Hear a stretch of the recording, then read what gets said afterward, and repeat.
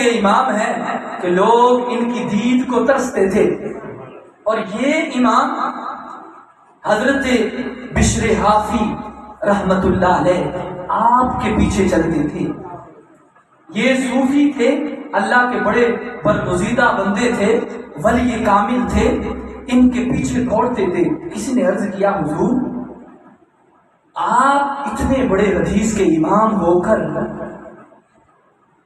آپ ایک صوفی کے پیچھے دوڑتے ہیں، یہ بات سمجھ میں نہیں آتی۔ آگے سے امام احمد بن حنبل نے کیا جواب دیا؟ آپ نے فرمایا لوگوں سنو، امام احمد بن حنبل جس رب کو مانتا ہے بشر حافی اس رب کو جانتا ہے۔ کہا میں ایسے نہیں پھر رہا ان کے پیچھے اتنی حدیثوں کا حافظ ہو کر، کہا میں نے رب کو صرف مانا ہے، لیکن بشر حافی وہ ہے جس نے رب کو جانا بھی ہے، جس کو رب کی پہچان بھی ہے۔ اور بشر حافی کو یہ مقام کس طرح ملا؟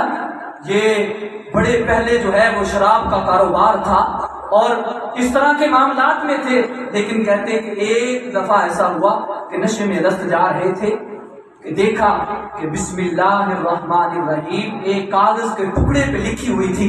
آج ہم مقدس اور آنکھ کو اخباروں کو پھینک دیتے ہیں، دیکھتے نہیں اوپر کیا لکھا ہوا ہے، ردی کی کتابوں میں پھینک دیتے ہیں، لیکن سنیں کہتے ہیں کہ بسم اللہ الرحمن الرحیم ایک کاغذ کے ٹکڑے پہ لکھا تھا۔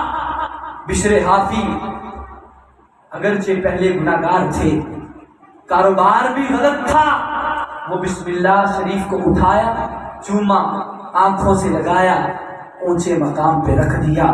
جب رکھا رات کو سوتے ہیں، غیب سے آواز آئی اے بشر حافی تو نے ہمارے کلام کو عزت بخشی، ہمارے کلام کو مرتبہ بخشا، تو نے کلام کو چوم کے اونچے مقام پہ رکھا، کہا ہم نے تجھے بھی معطر کر دیا، تیرے نام کو بھی معطر کر دیا، کہا جو جو تیرا نام سنے گا وہ بھی معطر ہو جائے گا۔